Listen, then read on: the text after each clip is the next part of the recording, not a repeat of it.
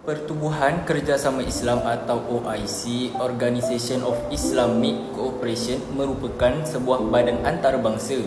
OIC memainkan peranan penting dalam menyatukan negara-negara Islam untuk menyuarakan kepentingan umat Islam di pentas antarabangsa. Setakat ini OIC dianggotai oleh 57 negara dari pelbagai benua, termasuk Asia, Afrika dan Timur Tengah. Pertubuhan Kerjasama Islam OIC merupakan organisasi antarabangsa yang ditubuhkan pada 25 September 1969. OIC dibentuk selepas insiden kebakaran yang mencetuskan kemarahan umat Islam di Masjid Al-Aqsa, salah satu tempat suci Islam di Baitul Muqaddis. Pada asalnya, OIC dikenali sebagai Pertubuhan Persidangan Islam ICU dan ditubuhkan dengan matlamat memperjuangkan solidariti umat Islam. Selain itu, mempertahankan hak dan kepentingan mereka di seluruh dunia. Matlamat OIC adalah untuk mewujudkan kesatuan dan perpaduan dalam kalangan umat Islam sambil mempertahankan kepentingan mereka di arena global.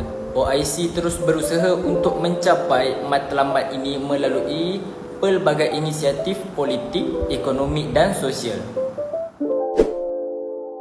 Malaysia memainkan peranan yang signifikan dalam OIC melalui usaha memperjuangkan keamanan, keadilan dan pembangunan ekonomi di kalangan negara-negara Islam melalui penyertaan aktif dalam pelbagai inisiatif OIC.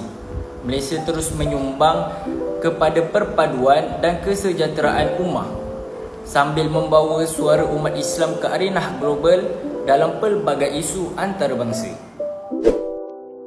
OIC menggunakan strategi yang menyeluruh meliputi diplomasi, kerjasama ekonomi, pendidikan, bantuan kemanusiaan dan dialog antara peradaban untuk mencapai matlamat utamanya. Strategi-strategi ini membantu memperkukuh negara-negara Islam menangani cabaran global dan memastikan kepentingan umat Islam terus dipelihara di peringkat antarabangsa. Sumbangan Malaysia dalam OIC mencerminkan komitmennya terhadap perpaduan negara-negara Islam, promosi keamanan serta pembangunan ekonomi dan sosial.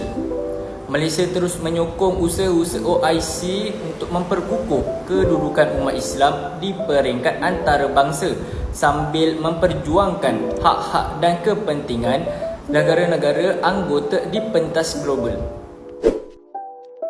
Pertubuhan Kerjasama Islam OIC adalah organisasi antara kerajaan terbesar selepas PBB.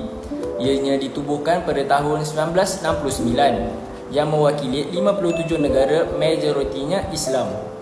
Misinya adalah untuk mempromosikan perpaduan di kalangan negara-negara Islam, melindungi kepentingan umat Islam dan memperjuangkan isu-isu yang berkaitan dengan keamanan, keselamatan, pembangunan ekonomi, sosial, budaya serta hak asasi manusia. OIC berperanan penting dalam menangani konflik di negara-negara Islam, memperkukuh hubungan diplomatik dan mendorong kerjasama ekonomi di antara negara anggota. Selain itu, OIC turut memainkan peranan dalam dialog antarabangsa dan mendorong hubungan harmoni antara agama di seluruh dunia. Refleksi yang saya dapat dari tajuk Pertubuhan Kerjasama Islam ialah tanggungjawab moral dan agama. OIC ini sering dipandang sebagai badan yang berperanan penting dalam mempromosikan nilai-nilai Islam di peringkat global. Namun, terdapat juga cabaran dalam memastikan prinsip-prinsip ini diterapkan secara adil dan berkesan di semua negara anggota, terutama dalam isu hak-hak wanita, demokrasi dan kebebasan beragama.